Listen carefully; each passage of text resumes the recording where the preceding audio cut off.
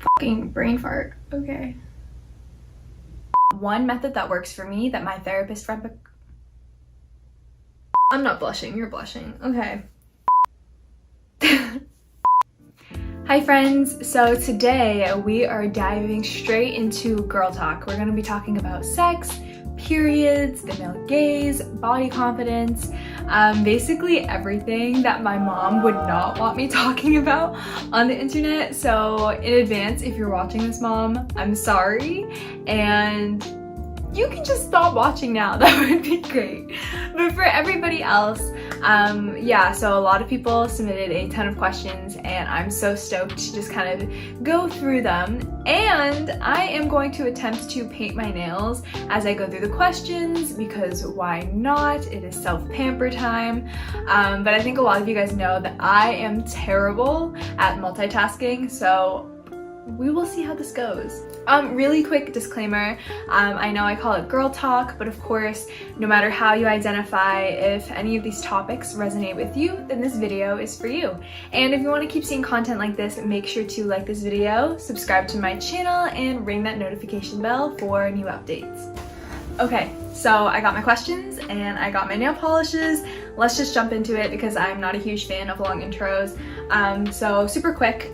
I already filed and cut down my nails to the desired shape, and I'm just gonna do like a simple coat of color. So I'm using the Seat London mini paint pots, and I'm also just gonna wipe them down with an alcohol pad first so that the color stays on longer, so that there's no like residual oil.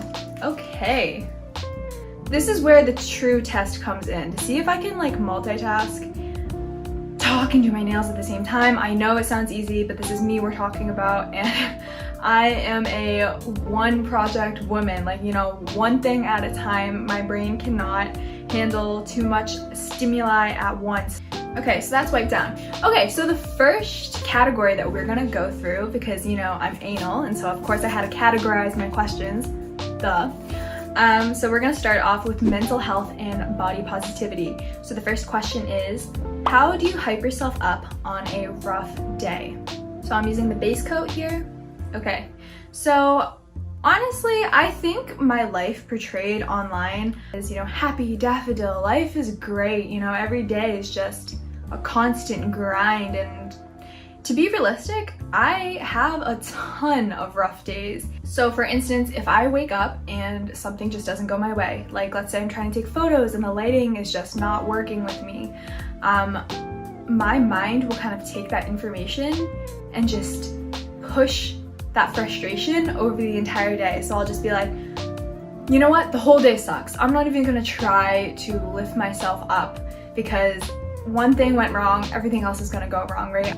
So to kind of answer your question on how I take a rough day and kind of, you know, flip it on its head and make it mine, one method that I use that my therapist recommended is to step away from whatever project, task, whatever it is that you're doing that's frustrating you, and just taking a break and shifting your mental gears and doing something else. Do something that is small, that is easy, that you know you can accomplish, and even though it might not feel like a big dent in your to-do list, it'll still make you feel productive. For example, with that example that I just gave, like let's say I'm taking photos, the lighting is just not working with me, right?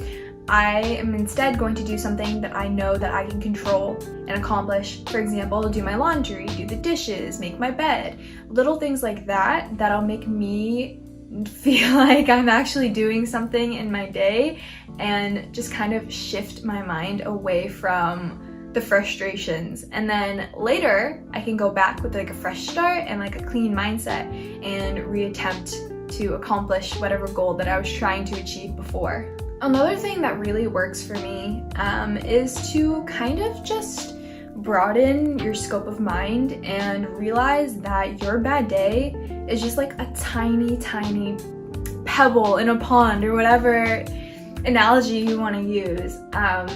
I like to sometimes just reflect on what I am grateful for, what I have accomplished, what I am, you know, proud of myself for.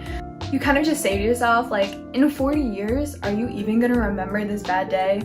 Like, in the grand scheme of life, it is just so small. So why are you dedicating all of your negative energy towards something that's insignificant for the most part? I hope that answered your question.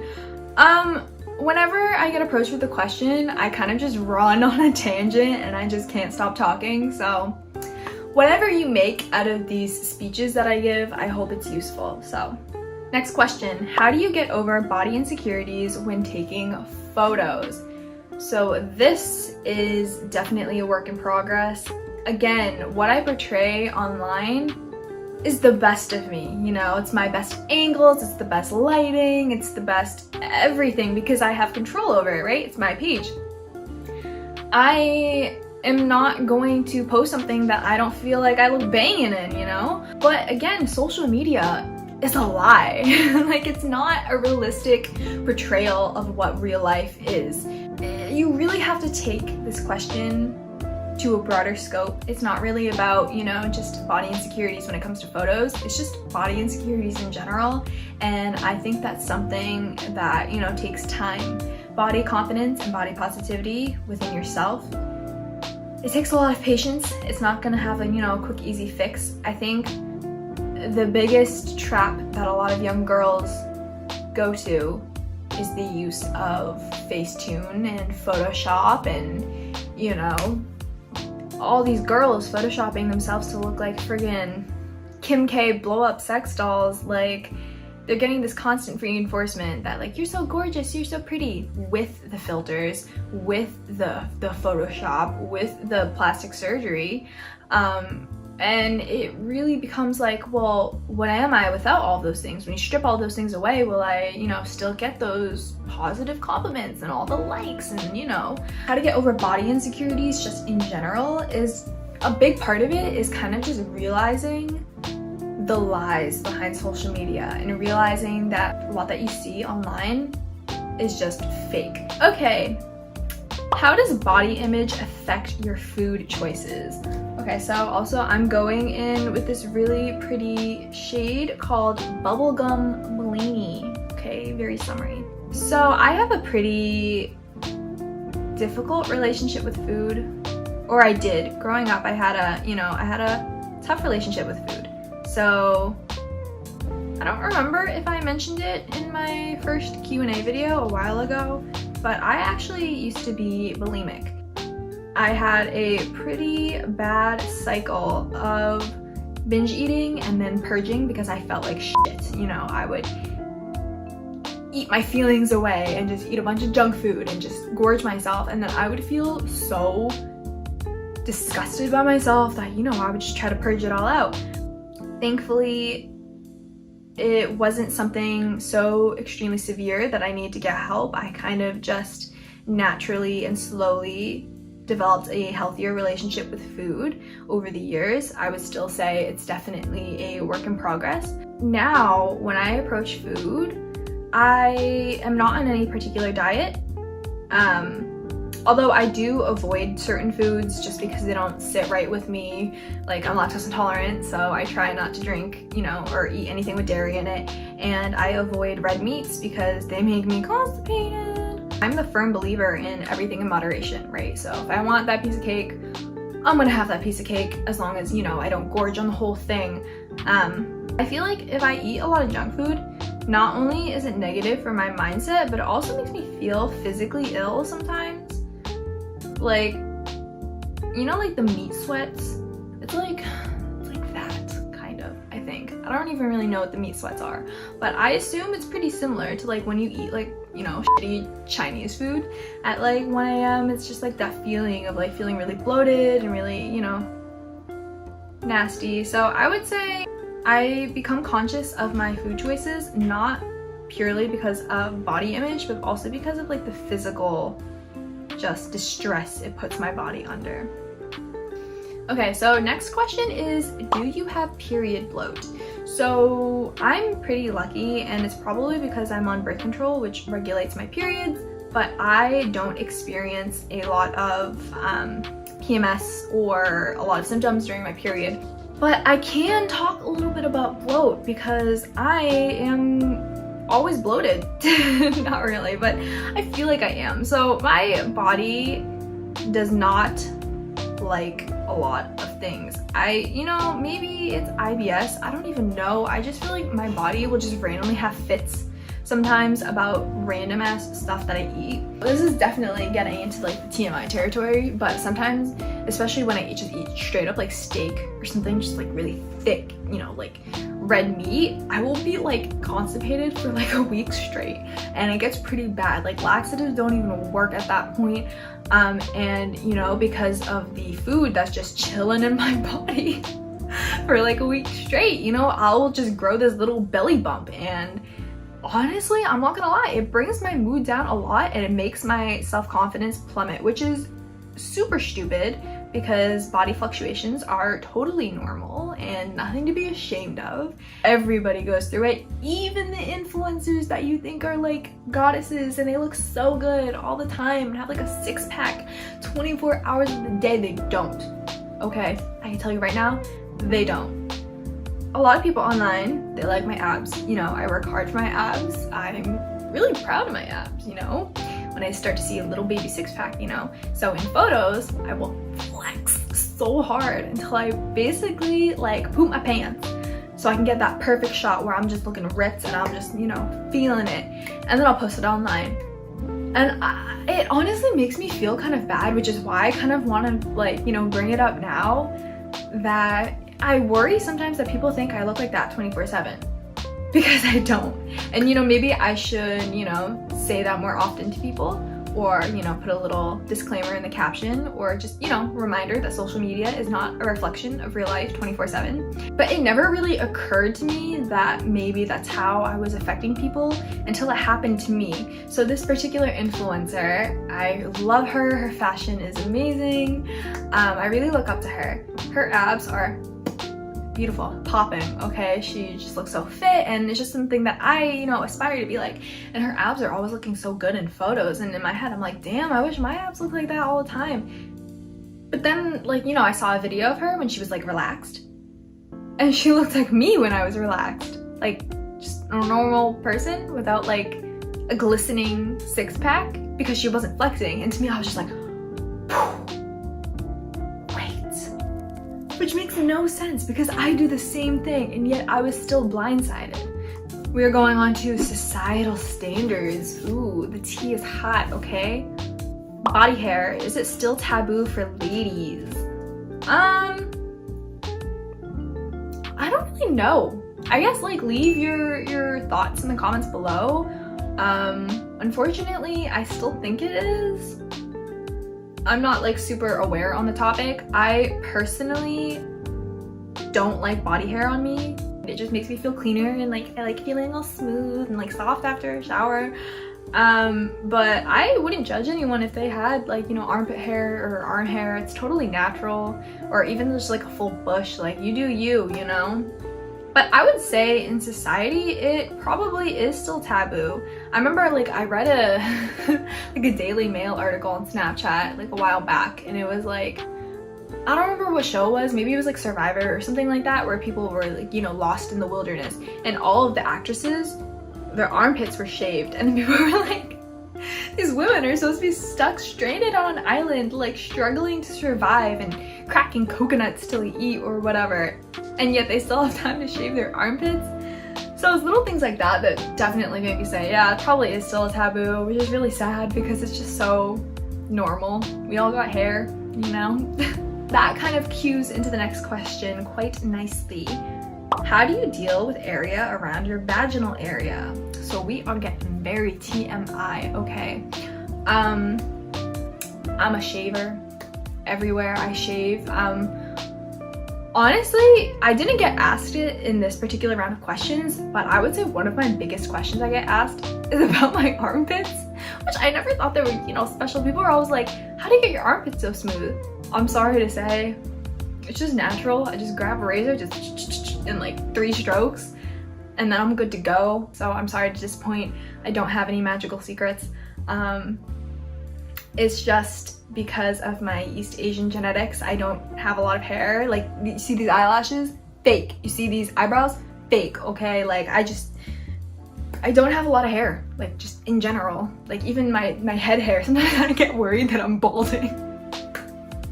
Sometimes I'll just like inspect my hairline and be like, Jason, that's my boyfriend, like, Jason, dude, does it look like I have less hair than usual? And he'll be like, you're crazy, you're fine, but yeah. Oh, in regards to down there, I started talking about my armpits, same thing. I just use like a regular, what are they called, just like a plastic razor thing, and I just go I use conditioner in the shower when I shave instead of like shaving cream. I just feel like it's easier, and I feel like it works better too. It kind of like stays on your body better, so you don't have to keep like reapplying it. Okay, next question. Is it weird or like bad to start an OnlyFans? You do you, like do what you gotta do. I honestly think it all comes down to personal morals. Like I personally wouldn't, and it is a pet peeve when men constantly ask me online, what's your OnlyFans? Do you have an OnlyFans? When's the OnlyFans gonna drop? Like, no, I don't. And it pisses me off because I just feel like I've answered it a million times, and like, I have it pinned in my like frequently asked questions on Instagram. So it's just like, bro, just before asking me, just do a little bit of research, do a little bit of work, and just see like, no, I'm not gonna have an OnlyFans.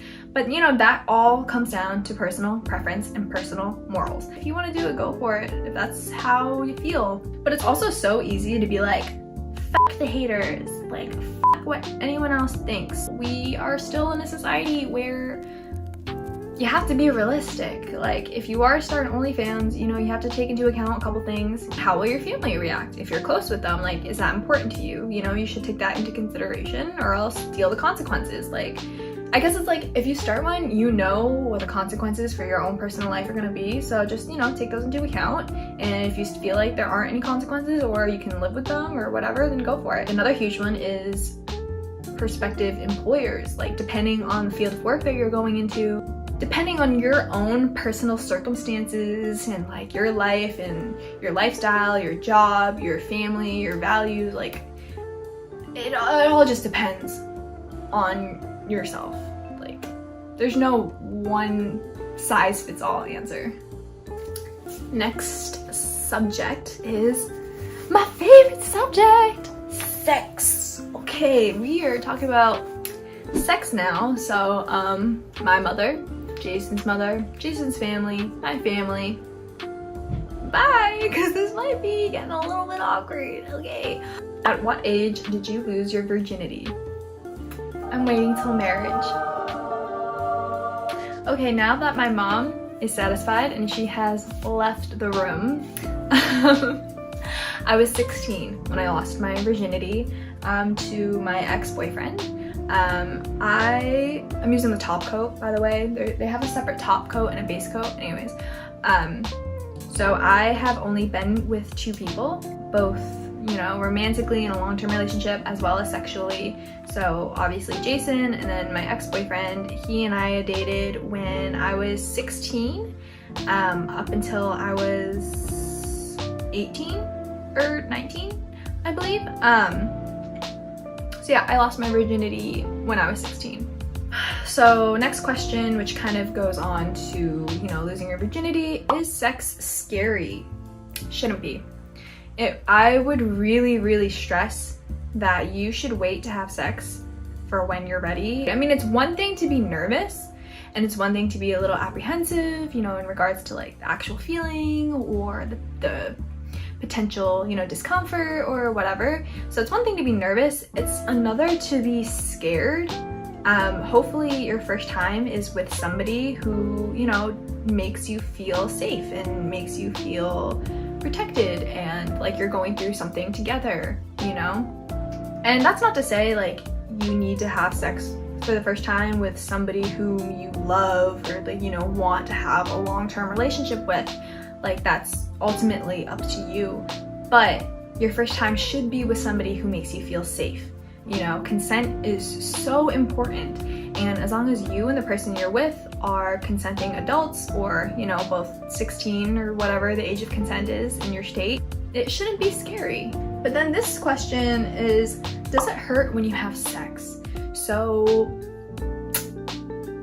I'm guessing you mean the first time. you have sex, like when you lose your virginity. It all depends.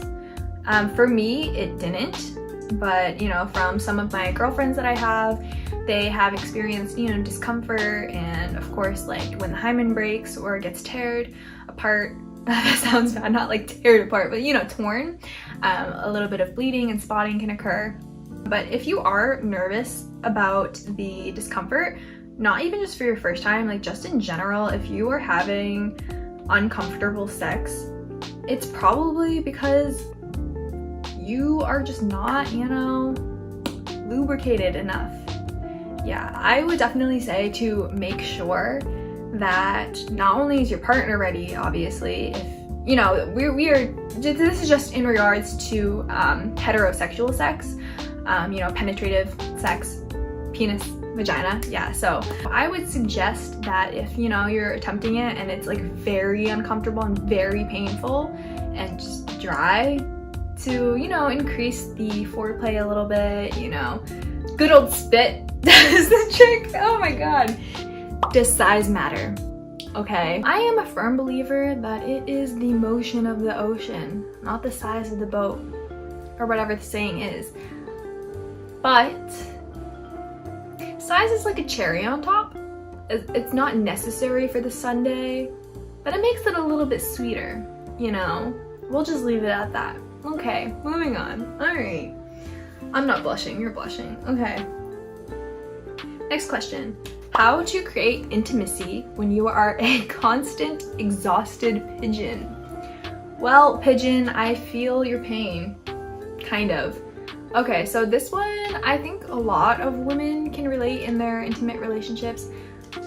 Honestly, I always wonder this. Like, you know how it's kind of like the stereotype that like men are always asking for sex and then the women are always like, no, like I'm tired some other time. Is that stereotype true for most of you guys? Like, is that usually how the dynamic plays out? Like, not all the time, obviously. That would be a very shitty relationship to always be like, no, I don't want it. But like in general, if you or your significant other doesn't want to have sex, like who is it usually? Like, just let me know in the comments, because I'm genuinely curious. Because I know in my relationship, it's actually kind of the opposite. I would say I am just a more sexual person in nature, as in, you know, I'm like down, DTF, lots of the time, and then he's not. And then also, of course, there are literal biological reasons why, you know, men can't have marathons for, you know, 10 hours straight and women can. So that definitely comes into play. But I actually watched a Q&A video with Jen. Friggin' love her. She is my idol. I aspire to be as content in life as she is. So she did a Q&A with her husband, Ben, and they got a similar question. I think it was kind of like, basically, you know, how do you create intimacy when you both have hectic schedules and it's hard to create time? And I know she said that she liked to create date nights for her and her man, because it kind of just, you know, set some time for them to be intimate and solely focus on each other, and they planned ahead. So that's something that you could, you know, look into, just setting up nights, like maybe once a week, where you guys cook together, stay in, cuddle, watch a movie, and then, you know, that leads to something more intimate. And then in your case here, if you're the one who's constantly the exhausted pigeon, and maybe, you know, if you ever have to turn him down, I'm assuming it's a man, this is just, you know, assumptions, but whoever it is, if you're turning down your significant other, I guess just making sure that they know that it's not them is very important.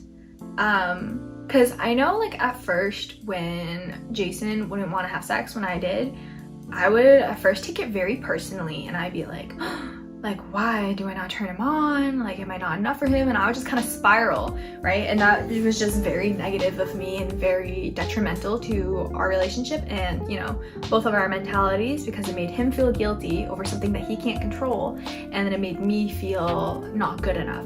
So I think by, you know, if you're in the position where you need to turn down your significant other when it comes to intimacy, just, you know, just stress to them that, you know, it's not them. Like, you think, just be like, hey, you're hella hot, like, you turn me on. It's just, you know, I had a really tough day at work and I'm just really tired and my body just physically, you know, isn't aligned with my mind right now, something like that.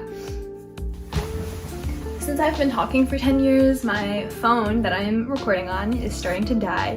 So we're gonna just, you know, speed this process up. Next topic is, you know, men and the male gaze and just, you know, being a woman on social media. This question comes from a man. So any guys watching, if this is relevant to you, does sliding into a girl's DM ever work? And if so, what is the best way to approach it? Personally, no one who has slid into my DMs, it has never worked because I have a significant other. So of course that's not gonna work on me. Honestly, I don't know why guys try with me. Like, I literally have Jason's name in my bio. Like, it is right there. I do not hide the fact that I have a boyfriend. I'm very happily, you know, in a relationship with someone. So to me, it's kind of annoying when guys always try to slide into my DMs, but you know, sometimes I give them the benefit of the doubt. Maybe they just didn't see it and they're just trying to shoot their shot, whatever.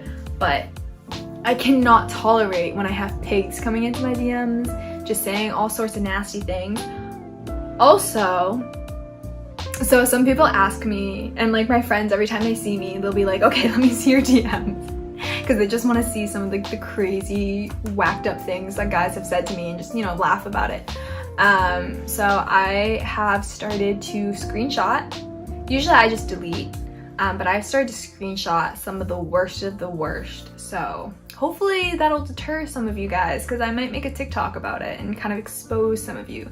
Not your usernames, but you know, just some of the shit that I get. And I'm not just talking about stuff like, hey, you're hot. Because like, you know, it is what it is. Like, I'm not gonna label you a pig if you just say somebody's hot on the internet, like whatever. But I'm talking about shit like, let me pull up some stuff right now, you know, do the boop boop boop thing. Yeah, that's what I'm talking about. That shit cannot tolerate, but it's kind of funny. What is the best way to approach it? Don't be creepy. It's honestly just that simple. It's like the same way you would approach a girl at like, in real life. Like if I was single and I saw a cute guy at a coffee shop, I'd just be like, hey, like, you know, I want to get to know you. Like, don't be like, your titties look so hot, like no, don't go that route, because I guarantee you will get blocked or reported or, you know, something. Don't go the creepy route. It never works. Don't know why people try. Have men ever exoticized?